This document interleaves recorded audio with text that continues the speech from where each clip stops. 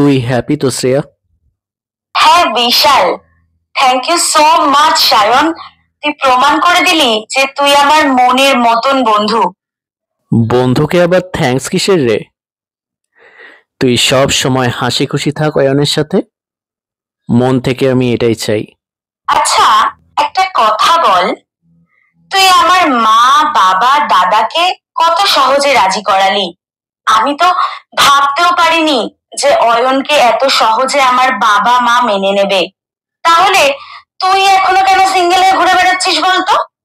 কারণ আমার মতো বেকার ছেলেকে ভালোবেসে কেউ তাদের সময় নষ্ট করতে চায় না, তাই আজও আমি সিঙ্গেল। একদম বাজে কথা বলবি না, তোর কম কি আছে শুনি। আচ্ছা, তুই কাউকে ভালোবাসিস না? বাসি তো। কাকে রে? আছে একজন কেউ। কে রে? বল না, বল না প্লিজ। এখন নয় শ্রেয়া, তাহলে কখন বলবি? যখন সে নিজেই রিয়েলাইজ করতে পারবে যে আমি তাকে কতটা ভালোবাসি, তখন সে নিজেই আমার কাছে ধরা দেবে, আর তখন তোকে আমি তার নামটা বলবো। কিন্তু যদি তার আগেই অন্য কেউ তাকে প্রপোজ করে ফেলে, তখন তো তোকে বসে বসে আফসোস করতে হবে। মোটেই নয়, বরং অপেক্ষা করব। অপেক্ষা করতে করতে তো একদিন বুড়ো হয়ে মরেই যাবি, তখন? তখন ভূত হয়ে ঘাড়ে চড়বো। ইয়ার কি মারিস না সায়ন, আমি কিন্তু খুব সিরিয়াস। দেখ, তুই আমাকে মেয়েটার নাম বল, আমি নিজে ওর সাথে কথা বলবো। বাবা, যে নিজের রিলেশনশিপের কথা তার নিজের মা বাবা দাদাকে বলতে পারে না, সে কিনা আমার রিলেশনশিপের কথা ওই মেয়েটাকে বলবে? কি করে বলবে শুনি? তোকে অত ভাবতে হবে না, ওটা আমার উপর ছেড়ে দে। এইবার নামটা বল আমাকে। অনেক রাত হয়েছে শ্রেয়া, এবার বাড়ি যা। না, আগে তুই বল যে কে সেই মেয়েটা। না বললে বাড়ি যাব না বলে দিলাম। উফ, জেদ করিস না শ্রেয়া, বাড়ি যা। তোর মা বাবা দাদা সবাই চিন্তা করছে। করুক চিন্তা, যতক্ষণ না অবধি তুই আমাকে মেয়েটার নামটা বলবি আমি বাড়ি যাব না, ব্যাস।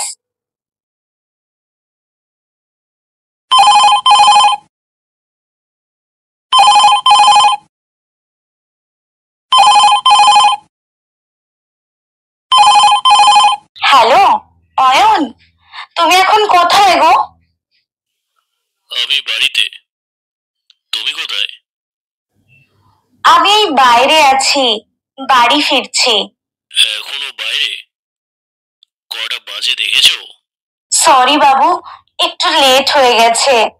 এক্ষুনি বাড়ি যাও, আর বাড়ি পৌঁছে আমাকে জানাও। ওকে বাবু, I love you so much Ayan. Love you too sweetheart. এই শোন না, আমি এখন বাড়ি যাচ্ছি, তুইও বাড়ি চলে যা। আর পরে আমায় কিন্তু অতি অবশ্যই জানাস সেই ভাগ্যবতী মেয়েটিকে যাকে তুই এতটা ভালোবাসিস। চল, এলাম রে, টাটা।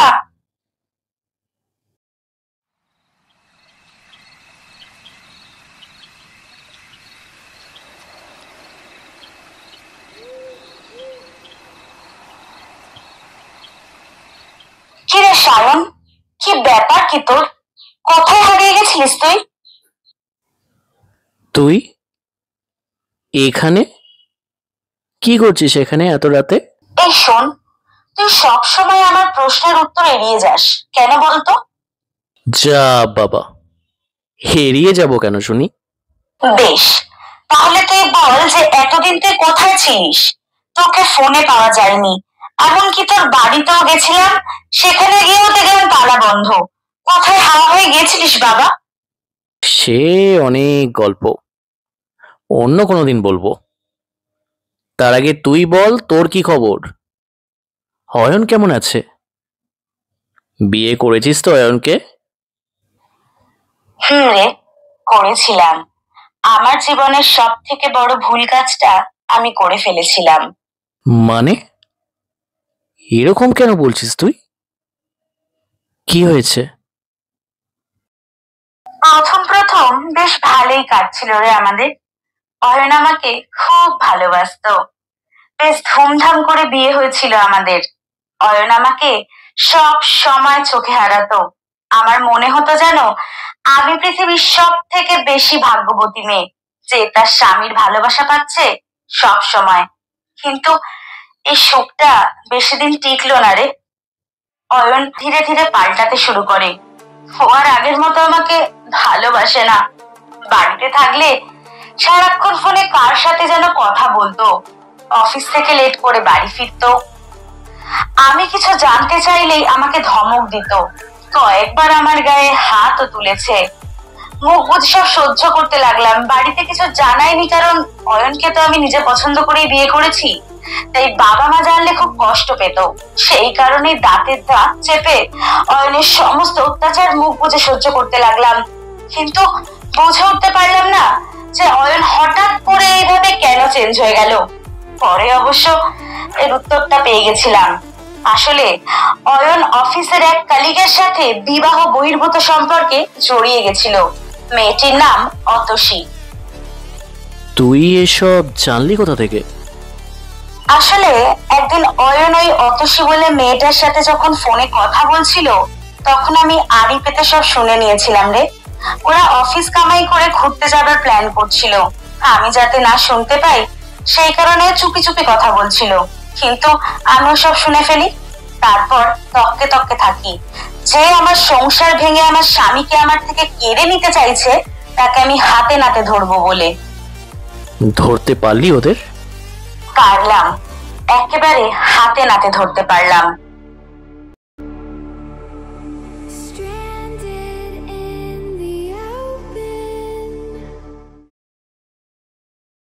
আর কতদিন এইভাবে চোখে চোখে দেখা করবো গো আমরা?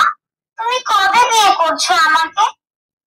একটু ধৈর্য ধরো অতসী, যতটা তাড়াতাড়ি সম্ভব আমি তোমাকে বিয়ে করব, কারণ আমিও তোমাকে ছেড়ে থাকতে পারছি না সোনা।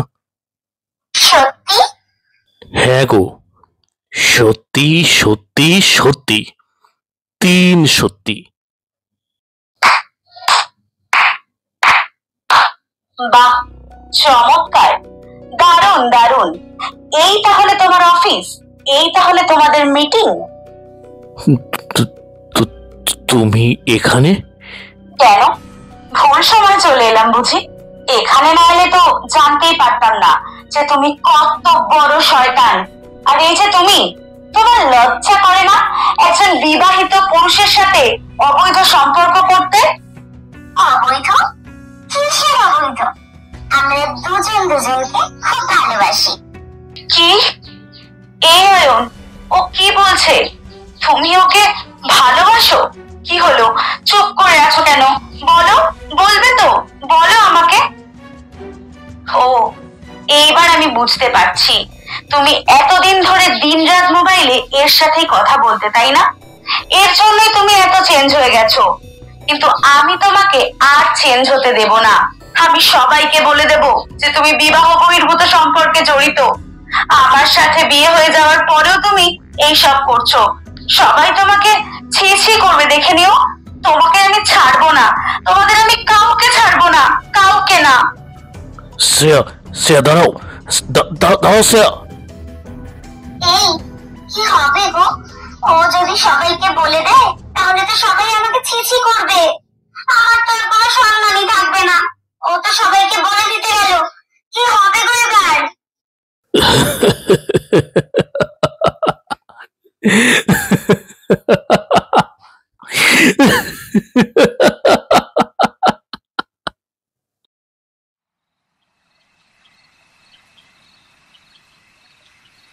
বাবা, এত কিছু হয়ে গেল আর আমি কিছুই জানতে পারলাম না।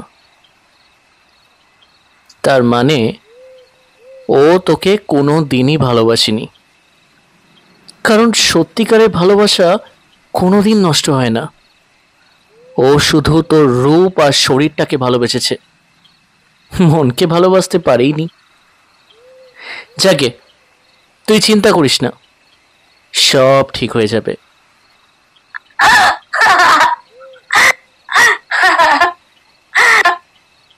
কিরে, পাগলের মতো হাসছিস কেন? এই যে তুই কত সুন্দর করে একটা ভবিষ্যৎবাণী করলি। দেখ শ্রেয়া, যে তোকে ভালোবাসে না তার জন্য মন খারাপ করে বসে থাকিস না। জানি তোর কষ্টটা আমি বুঝতে পারছি। আচ্ছা, তোর মা বাবা দাদা এরা জানে ব্যাপারটা? সবাই সবকিছু জানে এখন সায়ন, শুধু তুই কিছু জানিস না। সরি শ্রেয়া, আমি সত্যিই কিছু জানি না। জানলে আচ্ছা, জানলে কি করতিস? তোকে ওই নরক থেকে নিয়ে আসতাম। কোথায় রাখতিস আমায়? আমার তো বিয়ে হয়ে গেছিল। শাখা সিঁদুর পরিয়ে 7 পাক ঘুরলেই না বিয়ে হয় না শ্রেয়া। মনের মিলনই হলো আসল বিয়ে। বাবা, তুই তো দেখছি হেভি ফিলোসফি যাচ্ছিস। সত্যি রে, তুই প্রথম থেকেই খুব দারুণ কথা বলিস। বরাবরই তোর কথাগুলো শুনতে আমার খুব ভালো লাগতো, তবে আজ যেন একটু বেশি ভালো লাগছে। জানি না এই ভালো লাগার কারণ কি। আসলে অনেকদিন পর আমায় দেখছিস তো, তাই আমার কথাগুলো তোর ভালো লাগছে। যাকে শোন, তুই এখন বাড়ি যা, অনেক রাত হয়ে গেছে। এত রাতে একটা মেয়ের এই বাড়ির বাইরে থাকাটা ঠিক না, বুঝলি তো। যা। আমার আর কোনো ভয় নেই রে সায়ন, আমায় আর কেউ কিচ্ছু করতে পারবে না। মানে? মানেটা তুই জানলে কষ্ট আর ভয় দুটোই একসাথে পাবি, কিন্তু তখন যেন আমাকে এবার দোষ দিস না। কষ্ট, ভয়?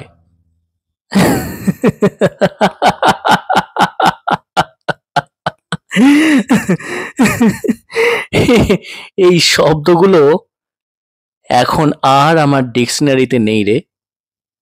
তুই বিন্দাস বল। আমি আর বেঁচে নেই রে সায়ন, আমি মারা গেছি। হোয়াট? তুই মারা গেছিস? হ্যাঁ? বাহ, দারুণ দারুণ দারুণ অ্যাক্টিং করছিস তুই। এইবার অ্যাক্টিংটা বন্ধ করে তাড়াতাড়ি বাড়ি যা। আমি অ্যাক্টিং করছি না রে সায়ন। ঠিক আছে ঠিক আছে, তুই বিশ্বাস করছিস না তো এইবার করবি।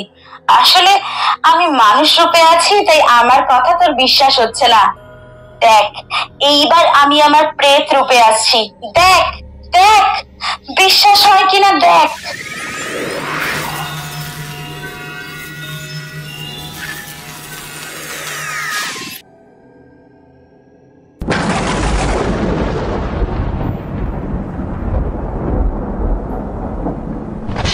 কিরে, এইবার বিশ্বাস হলো তো যে আমি অ্যাক্টিং করছি না, আমি সত্যি মারা গেছি? কিন্তু এসব হলো কি করে? ওদের দুজনের সব কীর্তি ফাঁস করে দেওয়ার হুমকি দিয়ে আমি পার্ক থেকে বেরিয়ে এলাম। বাবা মাকে কিছু বলতে পারবো না, কারণ বললে ওরা কষ্ট পাবে। তার সাথে আমার এই অবস্থার জন্য আমাকেই দায়ী করবে, কারণ অয়নকে ভুল চিনে আমি আমার জীবন সঙ্গী বানিয়েছি। তাই কি করব আমি কিছু বুঝতে পারছিলাম না। লোকে জানলে 5 জনে 5 রকম কথা বলবে, তাই কাকে এই মনের কথাগুলো বলবো বুঝতে পারছিলাম না। জানিস সায়ন, আমার না তখন তোর কথা খুব মনে পড়ছিল, কারণ যখনই আমার জীবনে যা কিছু হয়েছে তোকে সব কথা শেয়ার করেছি, কিন্তু তুই কোথায় হারিয়ে গেলি আমি জানি না। একটা মন্দিরের সামনে এসে ভগবানকে ডাকতে থাকলাম। খুব কাঁদতে কাঁদতে ভগবানকে বললাম যে একবার একবার আমাকে সায়নের সাথে দেখা করিয়ে দাও, আমি সায়নকে সব বলতে চাই। আর দেখ, ভগবান তোর সাথে আমার আজ ঠিক দেখা করিয়ে দিল রে। বাবা, ভগবানকে বলার সাথে সাথে আমার কাছে চলে এলি? না রে সায়ন, এত সহজে নয়। এত সহজ হয়ে গেলে তো পাপীরা পাপ করার সুযোগ থেকে বঞ্চিত হয়ে যাবে। সেটা কি কখনো সম্ভব বলতো? মন্দির থেকে বেরিয়ে রাস্তা দিয়ে হাঁটতে হাঁটতে নিজের আসল বাড়ির দিকে যাচ্ছিলাম। বাবা মা আর দাদাকে খুব দেখতে ইচ্ছে করছিল রে, অনেকদিন ওদেরকে দেখিনি। এদিকে অয়ন আর অতসী দুজনে ঠিক করে নিয়েছিল যে আমাকে পৃথিবী থেকে সরিয়ে ফেলবে। সেই মতো তারা আমার উপর 4 চাকা গাড়িটা চালিয়ে দেয়।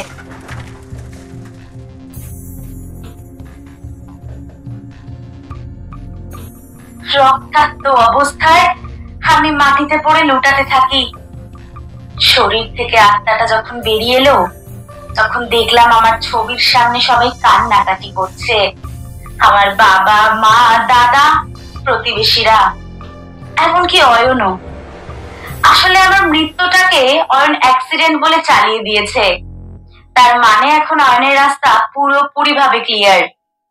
কিছুদিন আমায় নিয়ে কান্নাকাটি করার নাটক করে সময় মতো অতসীকে বিয়ে করে এনে বাড়িতে তুলবে, এই ছিল অয়নের প্ল্যান। সেই প্ল্যানে আজও পুরোপুরি ভাবে সাকসেসফুল। এটাই হচ্ছে আমার কাহিনী রে। স্যাড কাহিনী। একটা কথা কিন্তু মানতেই হবে রে, যে তোর সাহস আছে। কেননা আমার মৃত্যুর পর আমার এই অশরীরী আত্মাটাকে দেখে অনেকেই ভয় পেয়েছে। এমনকি আমার নিজের বাবা মা দাদারাও ভয় পেয়েছে। আমার মুক্তির জন্য সবাই উঠে পড়ে লেগেছে জানিস। সবাই ভাবছে অপঘাতে মরে গেছি বলে প্রেতাত্মা হয়ে এদিক ওদিক ঘুরে বেড়াচ্ছি। গয়ায় গিয়ে আমার নামে পিণ্ডদান করলেই হয়তো আমার মুক্তি হয়ে যাবে। জানিস, এই প্রথমবার আমি রিয়েলাইজ করলাম আমার এই মৃত্যুটাকে সবাই অ্যাকসেপ্ট করে নিয়েছে রে মন থেকে। এরপর ধীরে ধীরে সবাই আমাকে ভুলে যাবে। হয়তো তুইও আমাকে ভুলে যাবি অতীত ভেবে। কি রে, তাই না? না রে শ্রেয়া, তোকে আমি কোনো দিন ভুলতে পারবো না। যদি ভুলেই যেতাম তাহলে প্রতিদিন তোর কথা ভাবতাম কি করে? সব সময় আমি তোর কথা ভাবতাম। মিথ্যে কথা বলছিস তুই। তুই একবারও আমার কথা ভাবিসনি। ভাবলে আমাকে ফোন করতিস। এভাবে আমাকে কিছু না বলে আমার জীবন থেকে হারিয়ে যেতিস না। আর তাছাড়া তুই আমার কথা ভাবতেই বা যাবি কেন? তোর তো ভাবার জন্য একটা মেয়ে আছে, যাকে তুই খুব ভালোবাসতিস, কিন্তু তার নামটা আমায় কোনোদিনও জানাসনি। আজ জানবি সেই মেয়েটাকে। কে রে? তুই। তুইও আমার সাথে মজা করছিস সায়ন? ঠিক যেইভাবে একদিন অয়ন করেছিল। আমি আর মজা করার মতো অবস্থায় নেই রে শ্রেয়া, আমাকে বিশ্বাস কর। না, আমি আর কাউকে বিশ্বাস করি না। কাউকে না, সবাই সমান, সবাই বিশ্বাসঘাতক। আমি তোকে বিশ্বাস করি না, করি না বিশ্বাস। বেশ, এইবার করবি। আমার দিকে একবার ফিরে দেখ শ্রেয়া।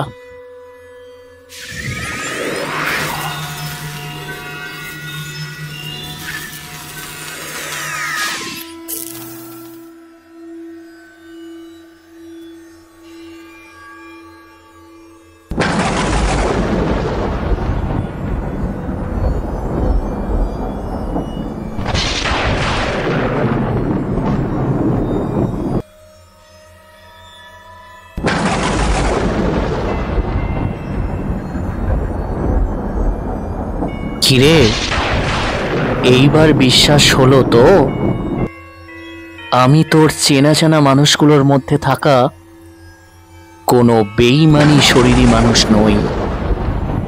আমি হলাম এই স্বার্থান্বেষী বেইমানি মতলবী দুনিয়ায় থাকা এক অতৃপ্ত অশরীরী আত্মা, যে অপেক্ষা করে বসে আছে মুক্তির আশায়। এই সায়ন, এসব হলো কি করে রে?